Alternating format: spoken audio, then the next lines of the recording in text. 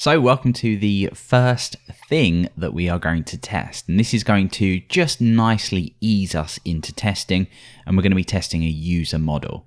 So because we are following test-driven development, the first thing we're going to do before we even start to create any classes for what we're testing is actually write the test first. So this might seem a little bit odd, but this means that what we can do is really think about how we want what we're building to work before we start to actually build it. And what we're going to be doing is writing a test. It will fail, obviously, because maybe if we're trying to use a user model, we haven't even created a user model yet, it will fail. And then we go ahead and we refactor, or we build, and then we make our tests pass. And this may take a little while to get into, but it's a really nice way of testing, and hopefully you'll agree if you're following along. So let's start by creating our new test. This is going to be our user test or user model test, whatever you want to call it.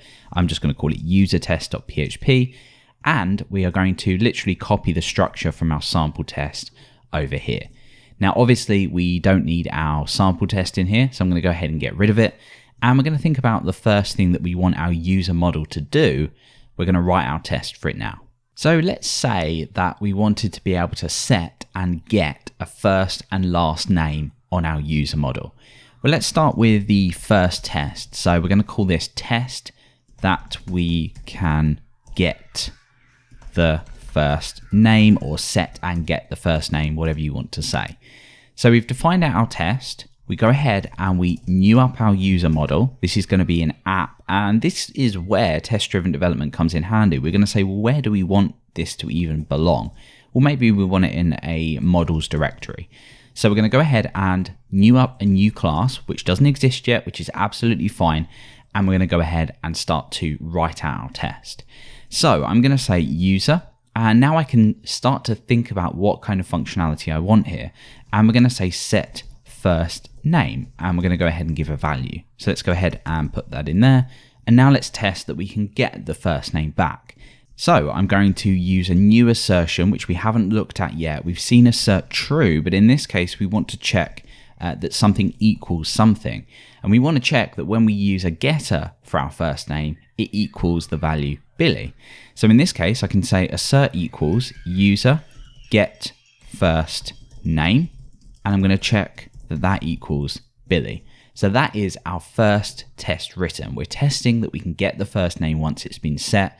And of course, you can change around the test name if you feel it's a little bit more appropriate to explain both of the things that we're doing. So let's just switch over this to user test. Completely forgot to do that.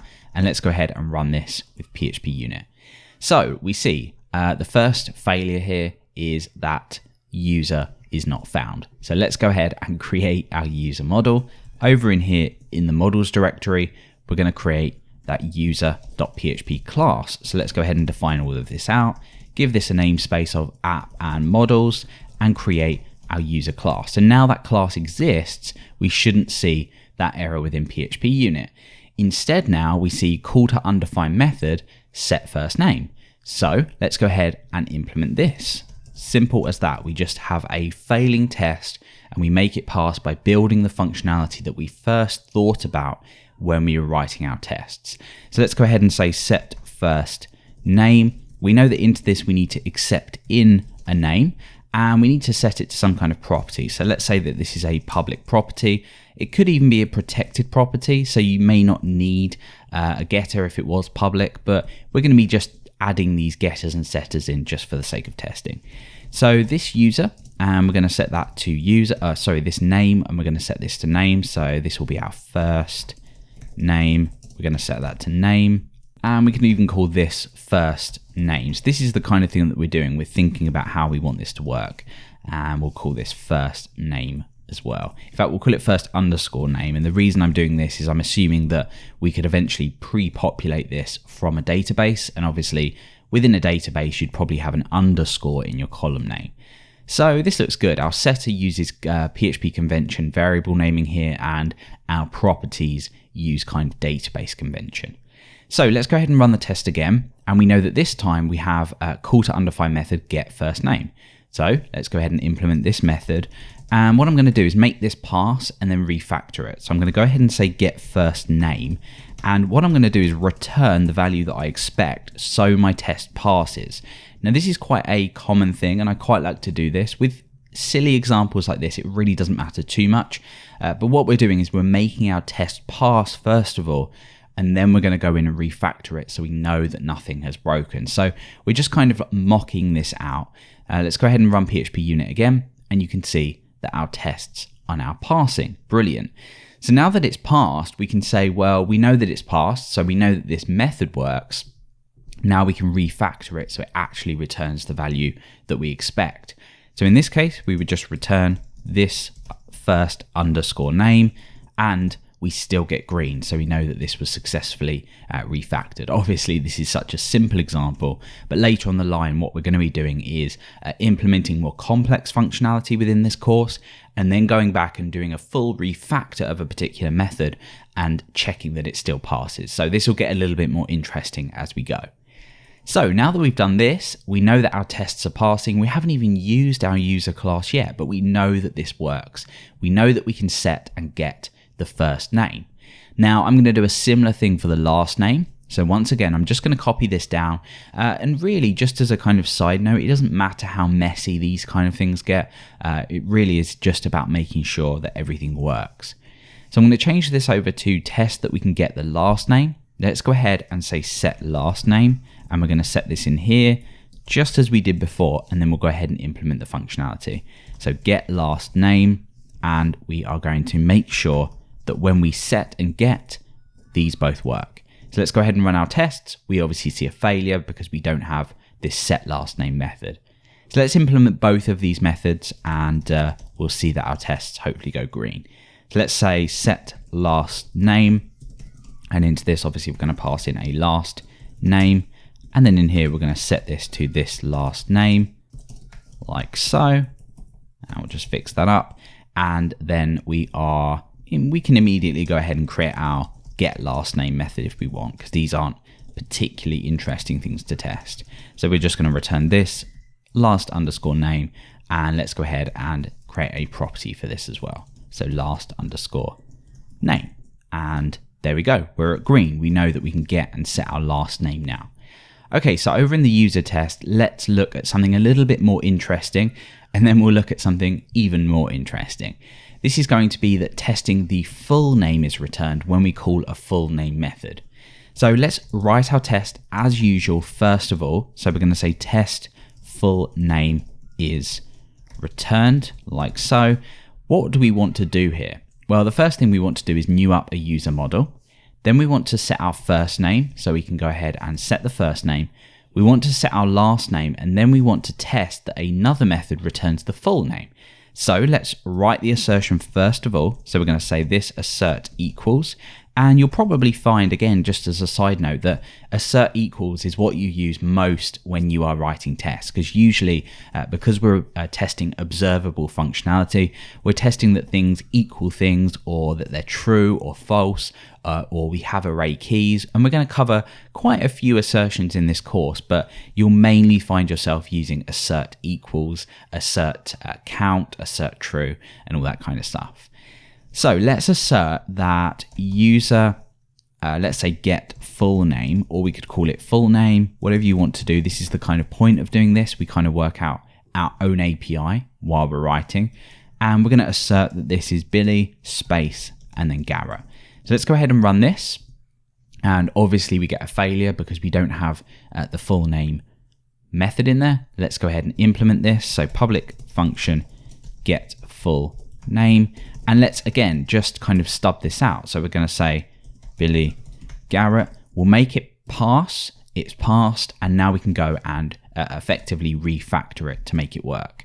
So let's return this first name, and let's concatenate on a space and return this last name, and we know that we get greens. This was technically a successful refactor. Now what happens if we say, I don't really like the look of this, maybe I want to do this. So this first name space this last name. Now if we were to make a mistake here, maybe do something like that, or put an additional few spaces in by accident, we know that this is going to fail. So you can see here, failed asserting that two strings are equal. Here's our expected, this one, and here's our actual, which is Billy, and then a load of spaces Garrett. So we know that this is effectively failed. We can go ahead and fix that up, run it, and we know that this now passes. Brilliant. So now that we've done this, we're going to look at a slightly more interesting test. We're going to look that when we do set our first and last name, that they are trimmed. So if, for example, we passed in a name of a user who's registering and they added a load of spaces, we need to make sure that these are trimmed when we set them into our model. So again, it's just a sensible test that we would maybe write.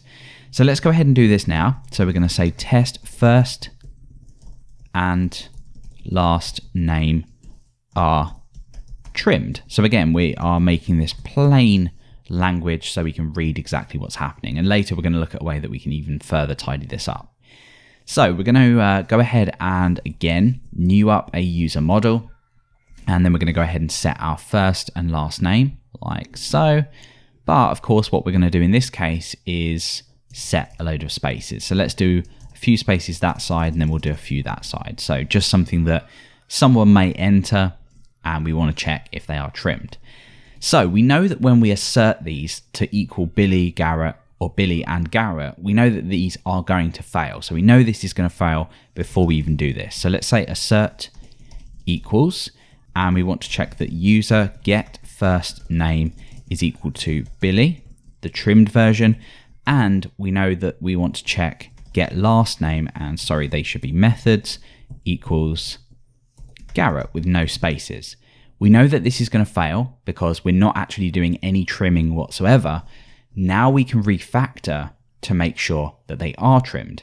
So if we head over to our user model, when we use our setters, we can go ahead and trim these. So we can say trim like so. So we're technically refactoring code we've already written, but obviously we now have tests in place. So we know that, for example, if we did something wrong here and that led to not being able to get the last name, we already have a test for that. So we will see any failures of any refactoring. So let's run this again and we get green. We know that that has now passed. Brilliant. All right, so let's go on to look at something, again, even more interesting, and this is going to use slightly different assertions. So what we're going to do is we're going to test that an email can be set and grabbed back out using a getter. And then we're going to test building a new method which grabs email variables. Now, email variables are just typically an array of the user's full name and their email address, which you can then place into any kind of email sending service which replaces variables within emails. So, for example, you'd see something like hi and then something like full_name. And then when you actually send the email, these are replaced. So again, it doesn't really matter what these are used for, but we're just going to look at a slightly more complex example. So just to kind of practice, let's create a test email address can be set, and you can change the name over to being able to get it as well. We're just going to say, well, we need to be able to set and get an email address. So let's very quickly write a test for this. So we're going to say user set email, and we're going to pass in an email address. So for example, billy@codecourse.com. And now we're going to assert, we're going to say assert equals, once again, that the user getting the email is equal to billy@codecourse.com. And again, just a side note, if you find you're repeating anything like this, of course, just feel free to create a variable for this. It doesn't matter how messy these really look. To some extent it does, but generally you want to just make it a little bit more convenient to write things. In this case, it's absolutely fine, but if you were to have lots of variables that you're reusing for different assertions, feel free to just create local variables for them. It really doesn't matter that much. So we know that this is going to fail because we have no set email method, and of course we have no get email method. So let's go ahead and implement these very quickly just into here. So public function set email like so, passing in that email address, we set that to an email property like that, and then we go ahead and implement our getter as well. So we're going to say get email, and we will just return this email. We're not going to stub this out because it's very, very simple. And of course, up here, we can go ahead and use email. Now, once again, I know there are a lot of side notes here. We know that these are public, so technically if you didn't have getters and you did want these to be public, you could write tests just to literally access the first and last name. So you could technically say user first name if that was a public variable and if it was intended to be a public variable or public property, sorry. Now, if it was never intended to be public and these you wanted them to be protected and you wanted setters and getters just so they couldn't be modified or accessed individually, then there's no need to actually test that these properties are set. Remember that testing here, unit testing, is about observable behavior. Knowing that what we have available to use works, we wouldn't want to maybe use PHP reflection to actually try and test that these protected properties were set. There's no need, it's observable behavior. If these are protected, it's likely that we're going to have getters anyway, so you're just going to test the getter. You don't need to test that these are actually set. So just use observable behavior, really, really important. Now in my case, I want these public because this is a kind of user model that maybe comes from our database. So I'm going to leave them as public and just test the setters and getters anyway. So let's run this again. We know that we get green now because we have implemented that get email and set email method. So now we want to think about these email variables array that we're going to return from our user model. So once again, we're not going to write any code for this. We're going to write the test first of all, so we know that we get the result that we expect, and we can have a moment just to think about how we want this implemented, and then we will go ahead and fill in the functionality. So we're going to say test email variables contain correct values, and I kind of want this to look like this. When the actual array comes back, I want a full underscore name, and that will be the full name of the user returned by the model, and it will be their email address, and of course it may be anything else as well that you want to return here. So I'm going to test that when I call a particular method on user, the user model, I get this kind of result back. So I'm thinking about how I want the functionality to be built before I start to go ahead and just build it.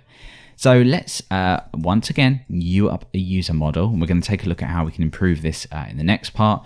And we're just going to go ahead and set our first name. So really, just because we're testing, we can copy these over from here just to speed things up a little bit. Let's of course get rid of these. You could in fact include spaces there. You can do what you want. And we're just going to go ahead and say user set email, and we're going to set this to billy@codecourse.com.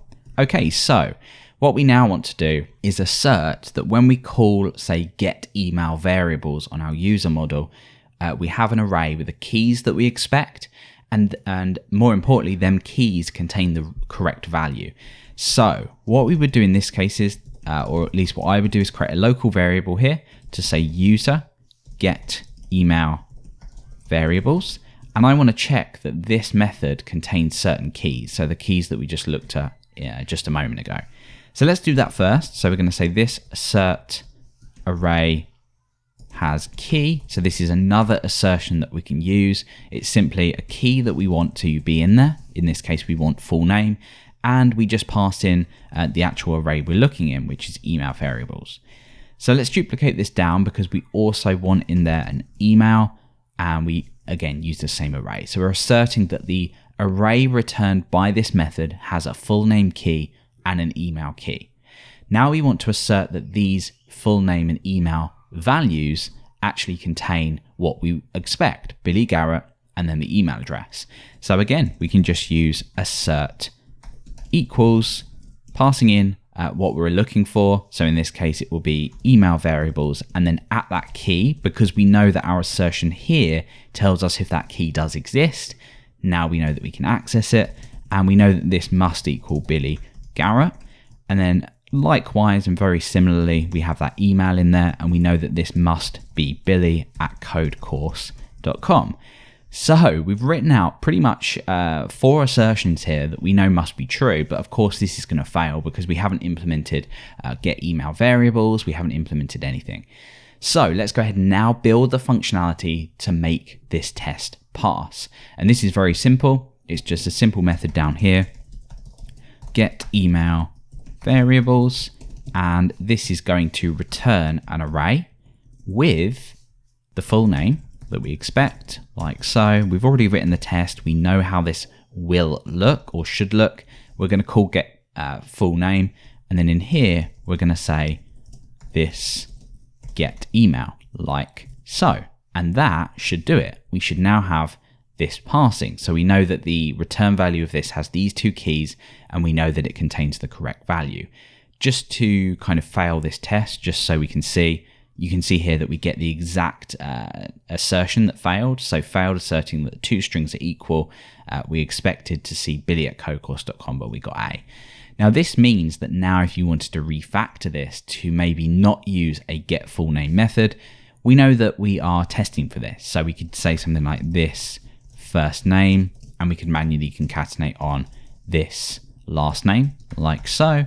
And then we know that this should pass as well. We've refactored, but we know it passes because we have a test for it. So let's go ahead and revert this back to here. And as an introduction, this is pretty much done. Now, this may seem a little bit simple. It might seem that, what's the point? It's very simple functionality. I can write code that I know is going to work. I don't need to write these kind of tests. Of course, for this, it is very simple. But now that you've got the tests in place, if anything about this fails at any point, you are going to instantly know just by running a simple command. Okay, so this is just the start of our unit testing course. So we're going to go on to look at unit testing, some more complex things. We're going to look at some different assertions. But in the next video, we're going to take a break and look at how we can kind of tidy up these method names, because for me personally, I find it quite difficult to read camel case like this. So now that we've done this, let's go over, take a quick break, and take a look at a slightly different way that we can define these out.